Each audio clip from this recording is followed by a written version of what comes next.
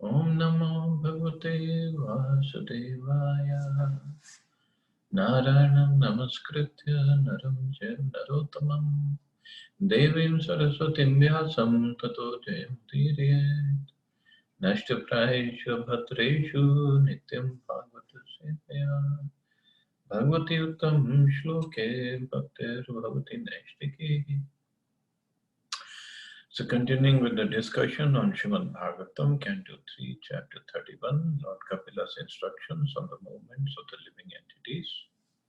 Text number 22 onwards.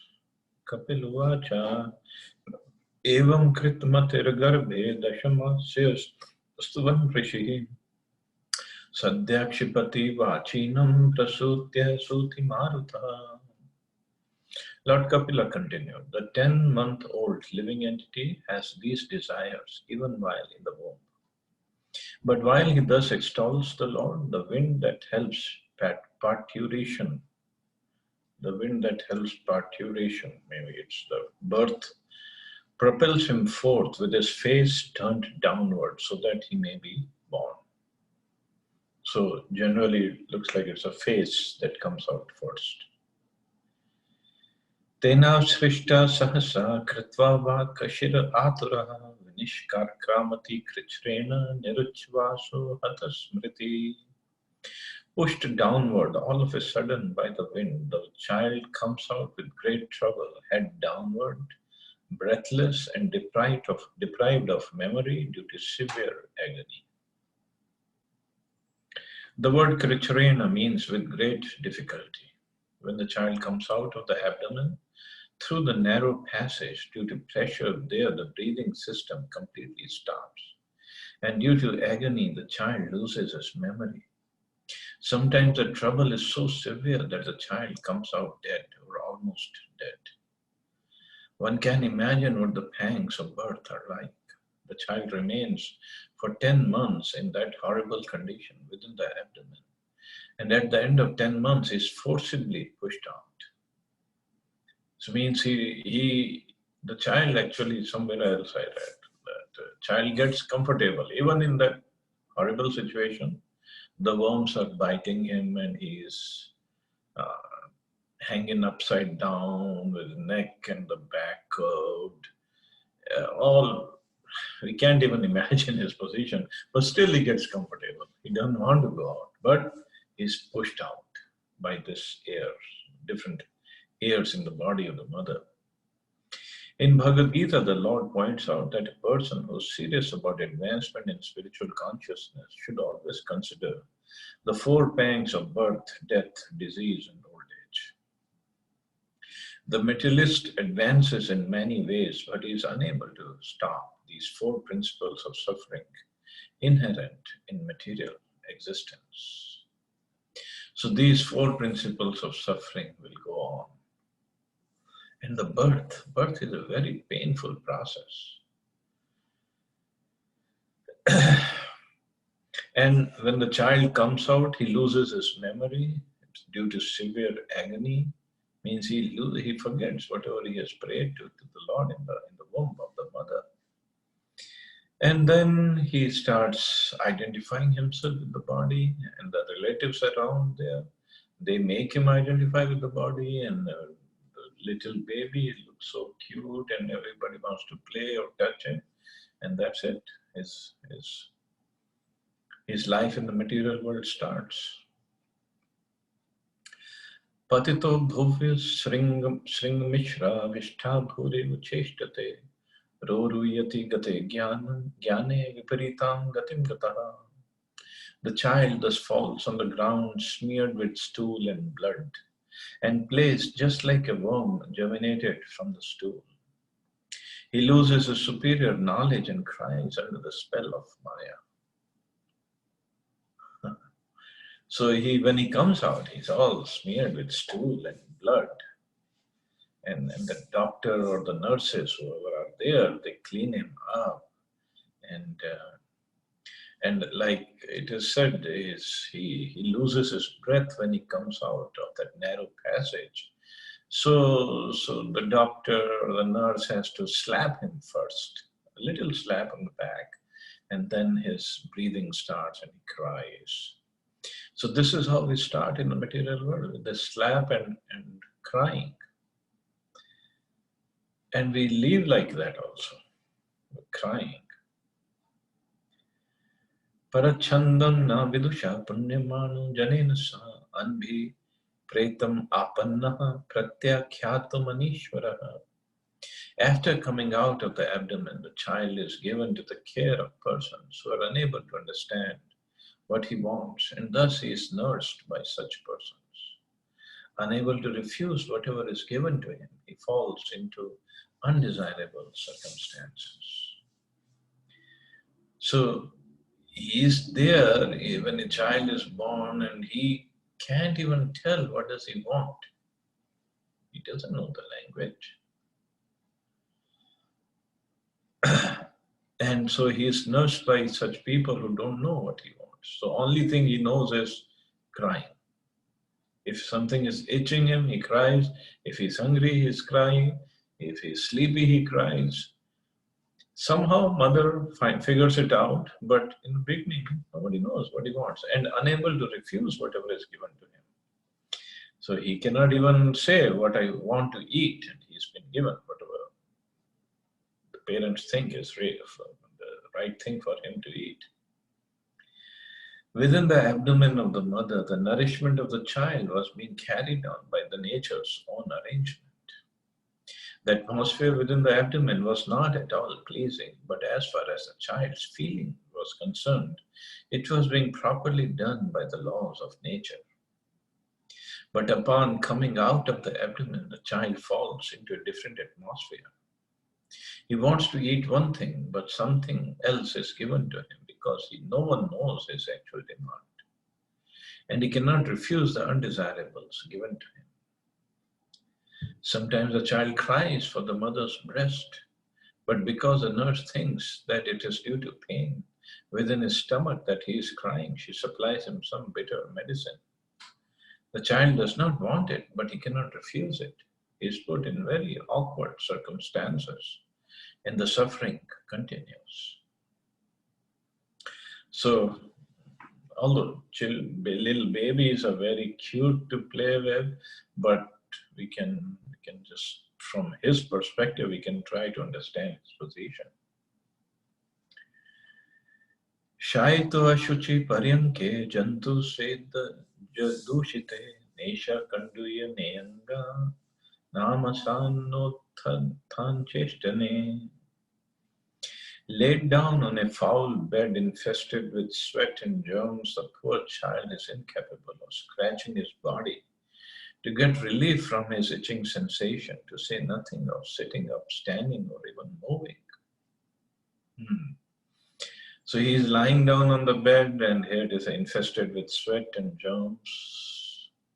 So he cannot even turn around, and if it scratches on his back, he doesn't even know how to scratch. It's just like the body is considered like a machinery, as stated in Bhagavad Gita. But the soul is not capable yet of using the machinery properly. The soul has to go through training. So he can't even scratch his body to get relief of the itching sensation. It should be noted that the child is born crying and suffering. After birth, the same suffering continues, and he cries. Because he is disturbed by the germs in his foul bed, which is contaminated by his urine and stool, the poor child continues to cry. He is unable to take any remedial measure for his relief. So, so this is what Prabhupada had observed. But nowadays, we all put these diapers on the child. So he does his stool and urine business in the diaper. But still, he cannot even change his own diaper. He has to rely on his mommy to change the diaper. Otherwise, he's carrying his stool and urine with him. And many times there are diaper rashes and other issues with the diaper. It's not a very good condition, actually. Tudantyatma vacham dansha mashka matkuna daya rudantam vigata jnanam krimayah krimikam yatha. In his helpless condition, gnats, mosquitoes, bugs, and other germs bite the baby, whose skin is tender, just as smaller worms bite a big worm. The child, deprived of his wisdom, cries bitterly. The word vigata jnana means that the spiritual knowledge which the child developed in the abdomen is already lost to the spell of Maya. Owing to various kinds of disturbances and to being out of the abdomen, the child cannot remember what he was thinking of for his salvation. It is assumed that even if a person acquires some spiritually uplifting knowledge, circumstantially he is prone to forget it. Not only child but also elderly persons should be very careful to protect their sense of Krishna consciousness and avoid unfavorable circumstances so that they may not forget their prime duty. But because the child is undergoing so many tribulations and disturbances, he forgets that he just prayed few months ago in the womb of the mother. And Prabhupada said the same thing. Elderly persons also should be very careful because in the middle of any calamity or any distressful condition, we can also forget a devotional service. इति एवं शैशवं भुक्त्वा दुःखं पौगण्डम् एव च अलब्धापि सितो अज्ञानात् इद्धमन्यो शुचार्पितः. In this way, the child passes through his childhood, suffering different kinds of distress, and attains boyhood. In boyhood also, he suffers pain over desires to get things he can never achieve. And thus, due to ignorance, he becomes angry and sorry.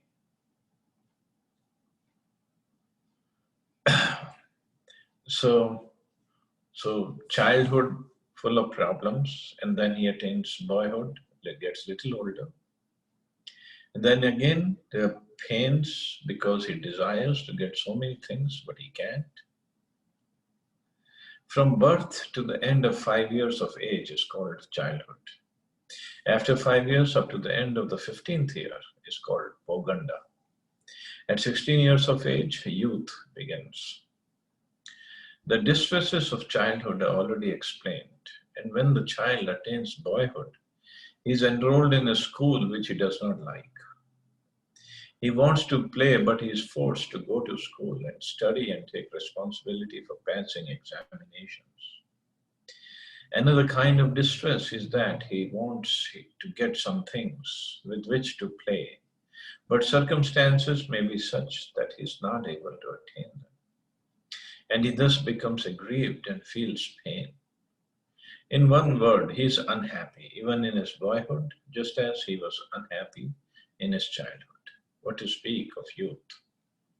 Boys are apt to create so many artificial demands for playing, and when they do not attain satisfaction, they become furious with anger, and the result is suffering. So childhood is a problem, and then when he grows, he is put into school, and from first grade to 12th grade, so far I have never seen a child who wants to go to school, who really loves to go to school. Nobody wants to go to school and study. Everybody wants to play. Because we are part and parcel of Krishna. Krishna in Vrindavan, he never went to school. He was always playing with the cowherd boys and the cows and other animals, and then he was having good time with the cowherd girls like Radharani, Lalita, Vishaka and others, gopis. He never went to school. Only when he came to Mathura and killed Kansa, then he went to school to Sandipni Muni's ashram. That too only for 64 days. That's it. So this tendency of playing and not going to school is in Krishna, and we are part and parcel of Krishna. So it comes from him only. But Here we have to go to school, we have to pass our exams, we have to do the projects, whatever homework and projects are given. And then slowly and slowly, now it's not just 12th, then after 12, entrance exams, and the college is there, then more exams, then if you want to do master's, then more entrance exams, more study, more college, and then we get a job. So when we were little, we wanted to grow up because we think, or we thought that the grown-up people have more fun because they have more independence and they're not answerable to anybody. And when we grow up, then there's so much of other responsibilities. Then we want to be child again. When we were in college, we had lots of free time to go to places, but we didn't have money. Now, when we started job, then we had the money, but then we don't have free time. So it's always one thing after another. It's just never ending. The problems are never ending.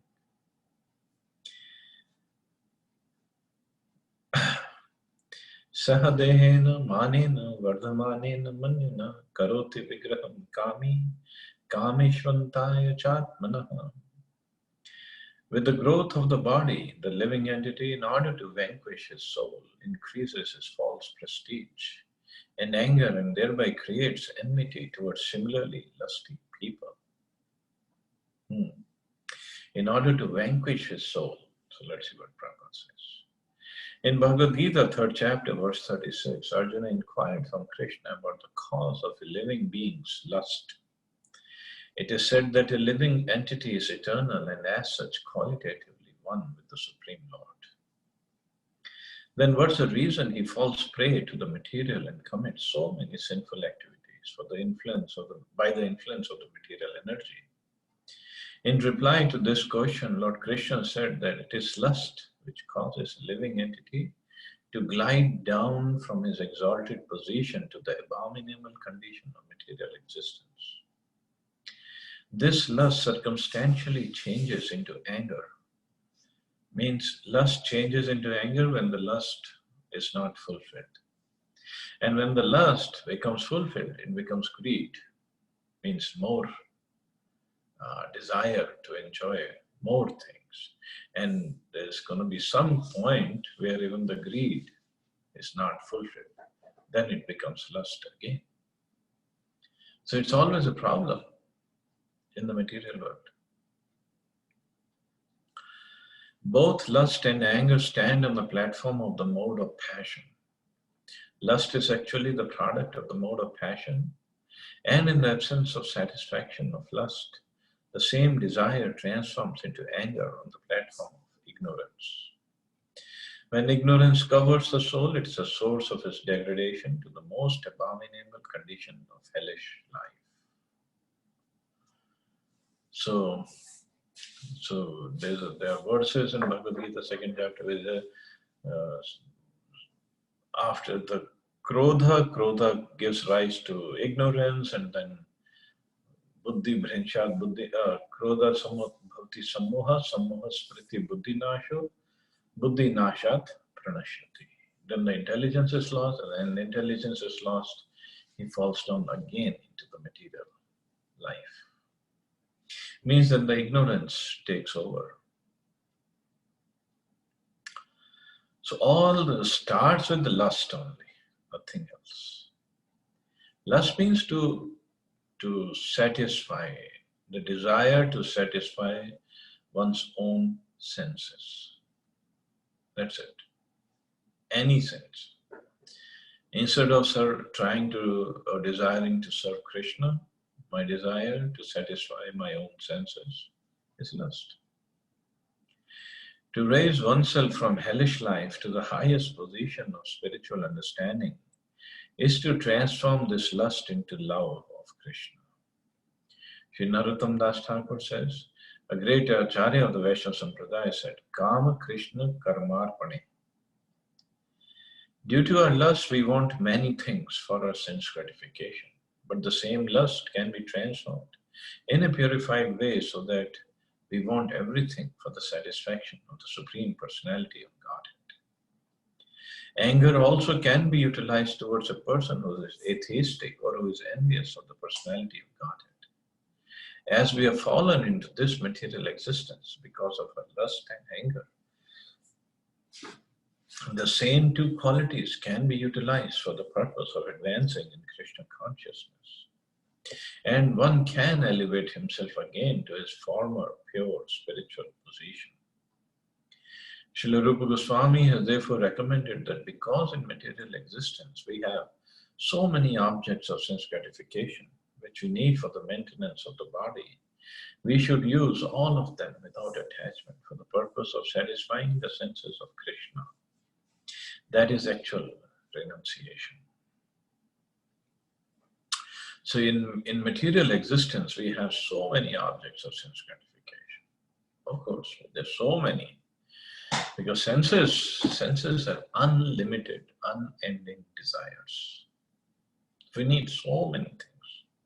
But everything, every desire can be used in the service of Krishna. Every desire. Means we like to eat good food stuff. Okay. Only thing we have to do is just take a 5 minutes break, offer it to Krishna, and then eat. Who's stopping us from eating? We want to see something beautiful, some movie or something, we can see about Krishna. We can go take darshan of Krishna, Radha Krishna, Gaurnitai, Jagannath Baldeswara, Sitaram. Beautiful deities. We can watch beautiful movies about them. So every desire can be utilized in service of Krishna. And when it is done so, then the soul gets pleased. Of course, we have to develop a taste for it first. But the taste can only be developed when we continue doing it. In the beginning, maybe the mind will not like it. Just like there was this example of a child going to school, he doesn't like it. But if we continuously send him again and again, it's not like when the child says, no, daddy, I'm not going to go to school, we'll tell him, no, okay, fine, don't go to school. No.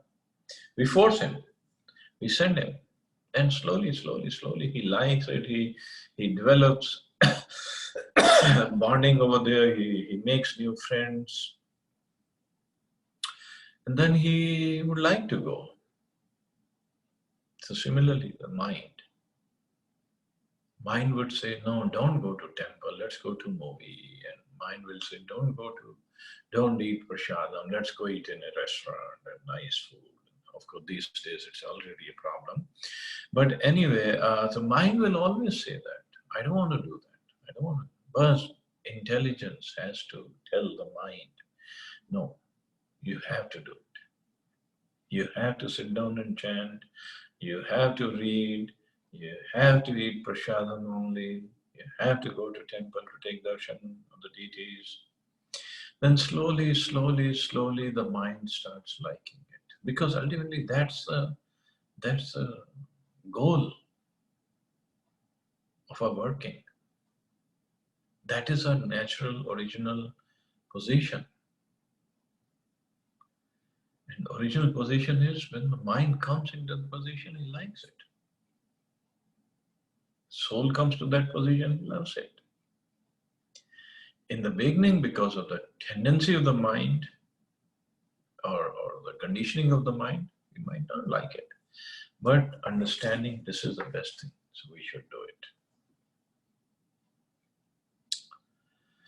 Bhute pancha bhirarabdhe dehe dehe buddha sakrit aham meti asad graha karoti kumatir matin.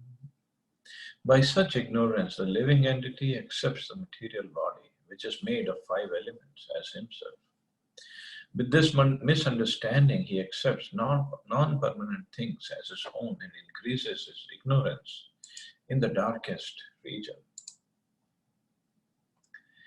The expansion of ignorance is explained in this verse. The first ignorance, to identify one's material body, which is made of 5 elements, as the self. And the second is to accept something as one's own due to a bodily connection.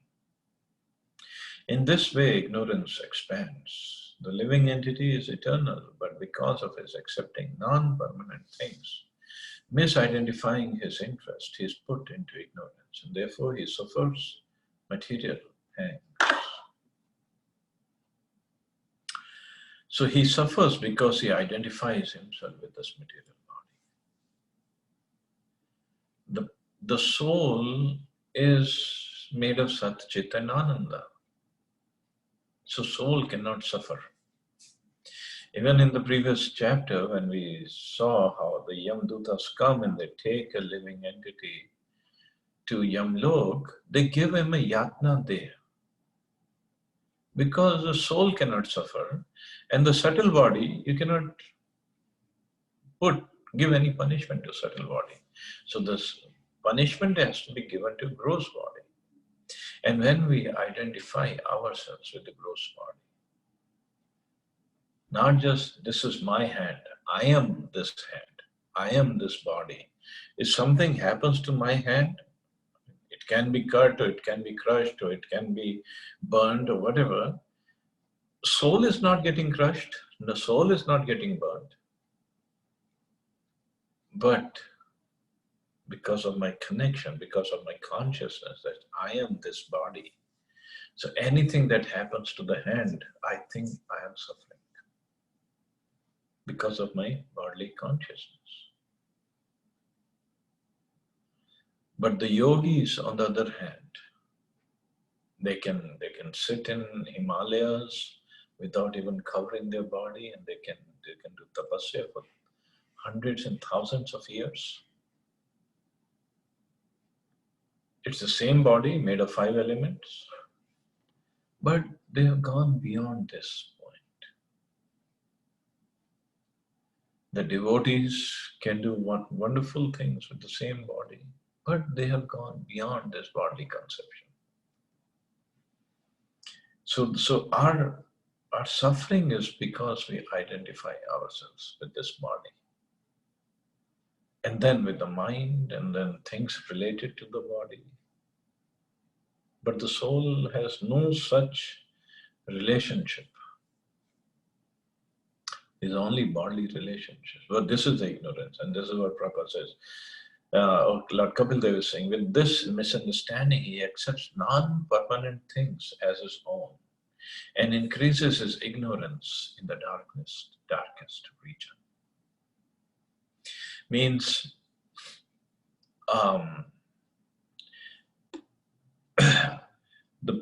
those living entities in lower species of life, lower than human beings, they are already in ignorance.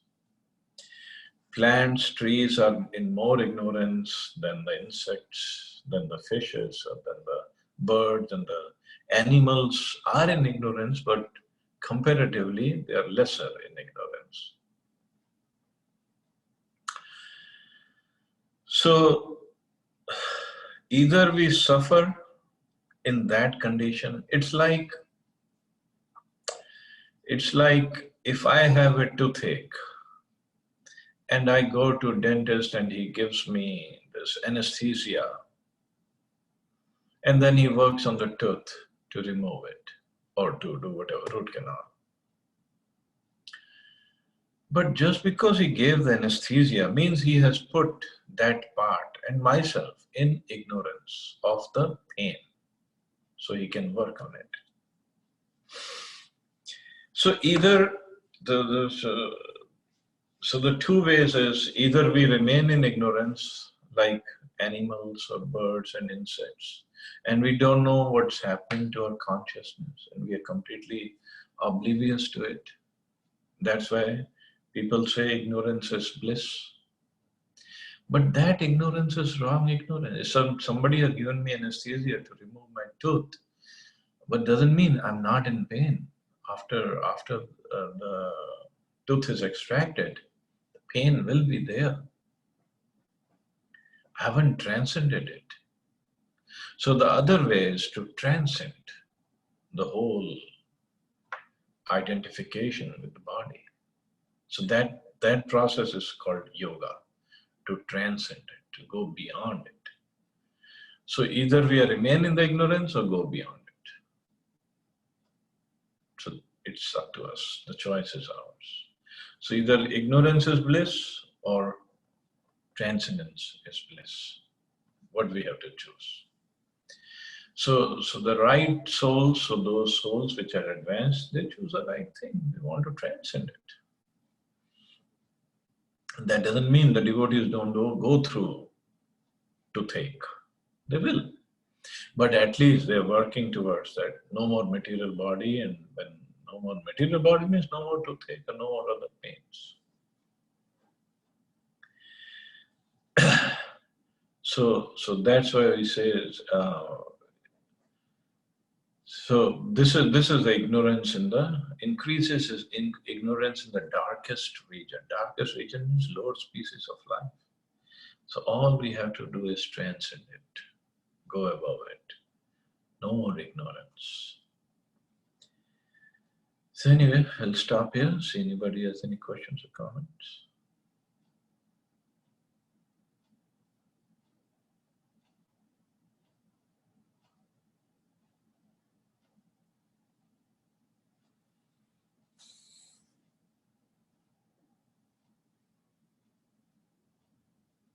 Hare Krishna, Prabhuji. Hare Krishna. Prabhuji, we should realize this, that the entire life we take a lot of burden, a lot of pain to accomplish a lot of things. Like education, if we talk about, like you mentioned, masters, doctors, so many things. We have a lot of ambitions, each individual has.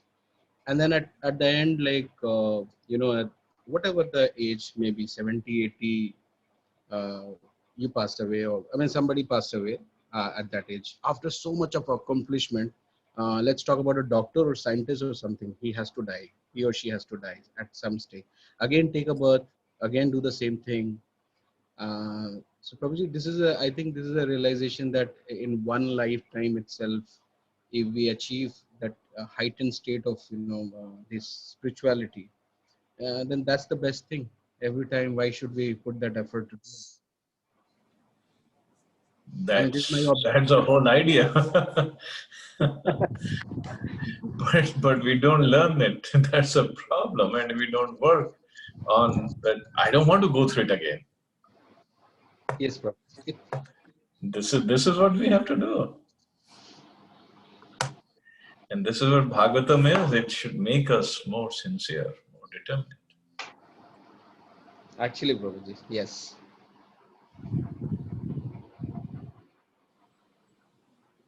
And Krishna makes sure that we suffer. We suffer more and more. Yes, exactly. When somebody has more ambition or more desperation towards something, Krishna will take away that. In the sense, uh, okay, it's not achievable. Like somewhere, I think in the previous verses, it's mentioned, uh, like something you desire, you don't get it. A boy doesn't get it. He Yeah. feels so sad about it. And it's quite evident actually in each phase of life. It's very evident I mean, everybody faces that. When I was a kid, I was facing, I'm not getting this from my dad. Okay, I'm not happy about it. Something I said, I want this, and my dad said, okay, this is not for you, or you have already have one piece, you don't require another one of any toy or something. So it's again a sad moment. uh, but then, Prabhuji, this is so important verse. These, what we are going through right now, the reading right now in Srimad Bhagavatam is actually a realization uh, Yep. that quite put. It's just like if we take a balance sheet of right now, whatever age we have passed, how many desires that I had were not fulfilled, and suppose 100 total desires. So I'm pretty sure the not fulfilled were maybe say 30. How many were partially fulfilled? That must be a whole lot, like maybe 60. And how many were completely full? Maybe only 10. So those unfulfilled and partially fulfilled desires are still there in the mind. and they'll go on with us to the next life. So, so when are we going to fulfill all the desires? Never going to happen. Absolutely, Prabhuji. So, but this material world is, that's it. Umeed pe duniya kayam hai, and we hear all these wonderful slogans. And Prabhuji, on top of that, in Indian culture, the old culture which we have, Sharma ji के बेटे ने तो ये कर लिया और Yeah, आप वहाँ पे स्टैंड कर सकते हो, like आपने तो yeah. ही नहीं. In America also it is said keeping up with Jones and Jonas's. In India it is keeping up with Sharmas and Varmas. Yes. So it's never ending struggle. प्रभु जी मुझे एक चीज बताइए, ये जो हमारी डिजायर्स पूरी नहीं होती हैं, how they go on like for the next life, because body तो यहीं रह गया ना, and then But soul mind, doesn't have any desire. subtle body goes with us, no? Goes with the soul. Mind, intelligence, false ego, contaminated consciousness, it goes with the soul. And mind is the storehouse of all the desires. This subtle body is what is Atmaram, जो death के बाद निकलता है. No, subtle body we cannot see it. अच्छा, okay. Can we see mind? Can we see intelligence? No.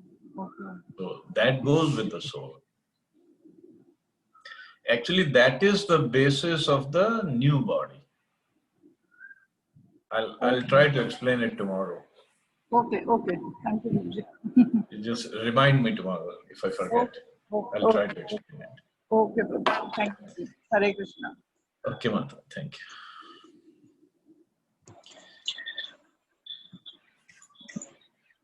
Okay, so you all have a wonderful day. Hare Krishna. Jai Shri Prabhupada. Hare Krishna.